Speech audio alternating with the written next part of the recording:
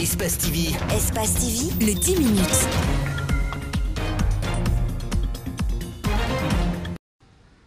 Le mouvement Ma Patrie d'abord a-t-il reçu de l'argent pour torpiller les actions du FNDC?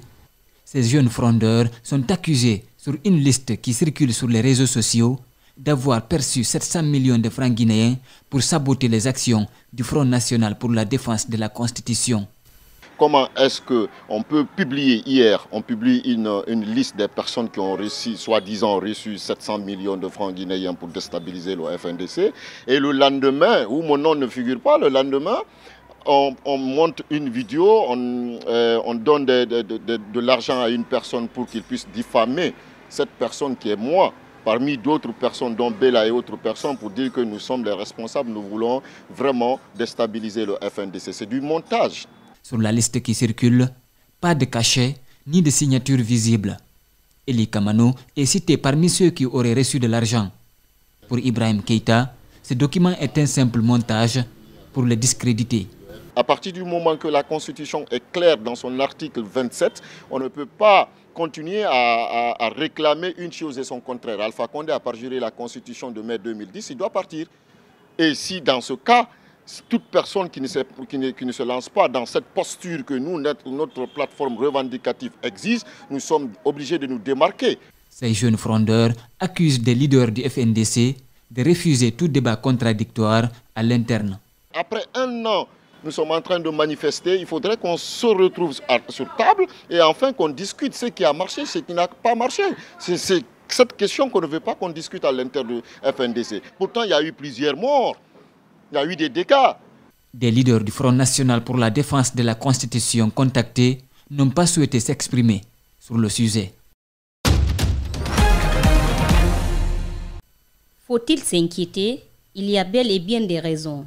Les autorités sanitaires du pays sont toujours aux prises à la pandémie de coronavirus. Les chiffres sur les cas de Covid ne font que s'accroître. Les statistiques de ces 4 derniers jours font froid au dos. Dans la journée du jeudi le 9 juillet, la Guinée a enregistré 140 nouveaux cas confirmés sur 1351 testés. Le 10 juillet, sur 749 testés, 88 personnes ont été déclarées positives au virus. Le 11 juillet, sur 864 testés du jour, 75 cas confirmés. Le 12 juillet, le pays a enregistré 97 nouveaux cas sur 574 testés. Il est clair que les chiffres ne font qu'augmenter. Qu'est-ce qui explique cette flambée de la Covid-19? Sur le terrain, la psychose a diminué. Le port de masque, même rendu obligatoire par les autorités du pays, a considérablement baissé. Les mesures édictées donc sont de moins en moins respectées. L'état d'urgence n'est pas encore levé. Le couvre-feu reste maintenu de 23h à 5h du matin.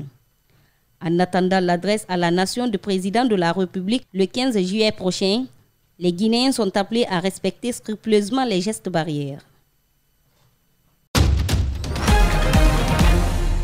En Moyenne-Guinée, comme dans plusieurs autres villes du pays, l'environnement est sérieusement menacé. Dans la préfecture de Pita, l'ONG Pantal Pita, créée il y a juste une année, s'engage déjà dans la protection de l'environnement. On a jugé nécessaire pour le développement de Pita, il fallait commencer par protéger les acquis que Dieu nous a donnés. On a le pin, le sapin et l'acacia manzoum. C'est 600 plantes. On a jugé nécessaire de commencer par les plantes qui ne seront pas dérangées par les animaux que nous avons. Pour le sous-préfet de Sintali, accompagné par toute la notabilité de la localité, le choix de l'endroit n'est pas fortuit. C'est ce barrage hydroélectrique qui ravitaille en courant électrique la région administrative de Mamou, la préfecture de Dalaba, la préfecture de Pita, la région administrative de Labé, la sous-préfecture de Timbi-Madina et beaucoup de districts.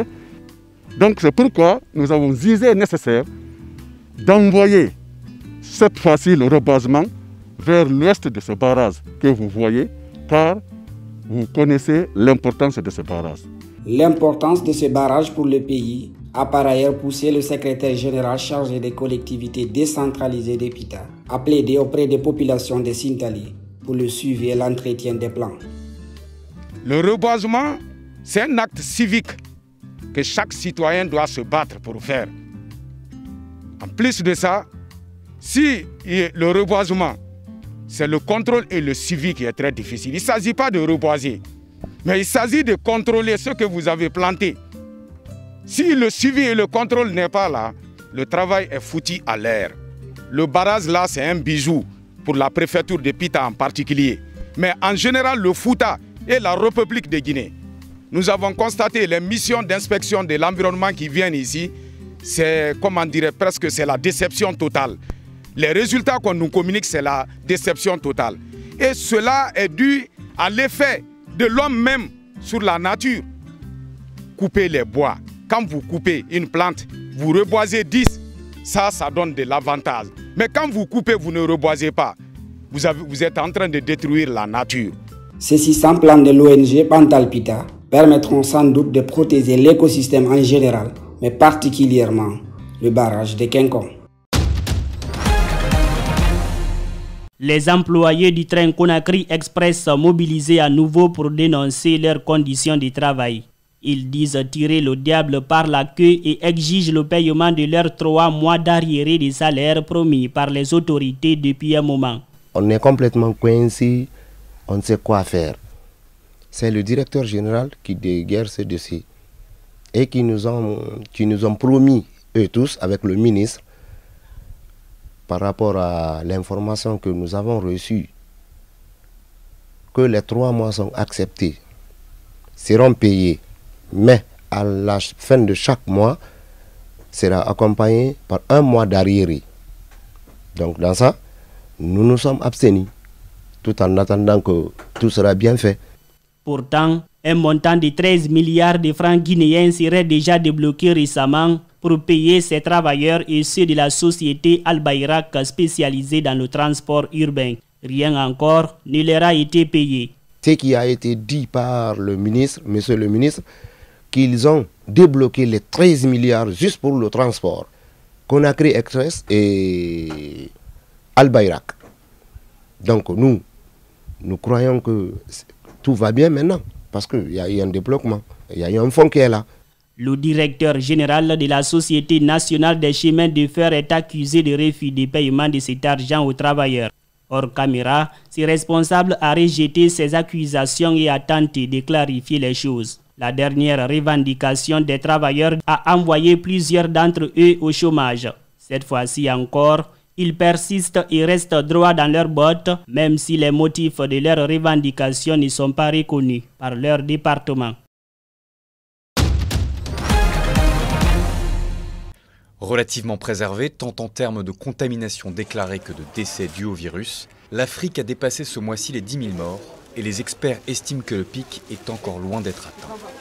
Au Burundi, le projet de lutte contre la propagation du coronavirus, annoncé par le nouveau président Evariste Ndayishimiye, intitulé « Je guéris, je ne contracte pas, je ne contamine pas », a été lancé dans la capitale Bujumbura lundi. Une volte-face complète dans la politique sanitaire du pays, qui avait jusqu'ici largement ignoré l'épidémie. Je suis venue par ma volonté, car je veux connaître mon état de santé pour voir si je n'ai pas ce virus, car on en parle beaucoup ici au Burundi. C'est pourquoi je suis venue, pour faire un test et voir si je ne l'ai pas.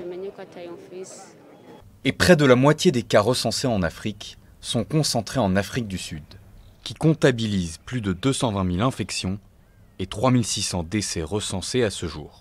Le ministère de la Santé du Gauteng a creusé des tombes pour les victimes du Covid-19 à Pretoria. Le pays se prépare à atteindre le pic de la pandémie dans les semaines prochaines.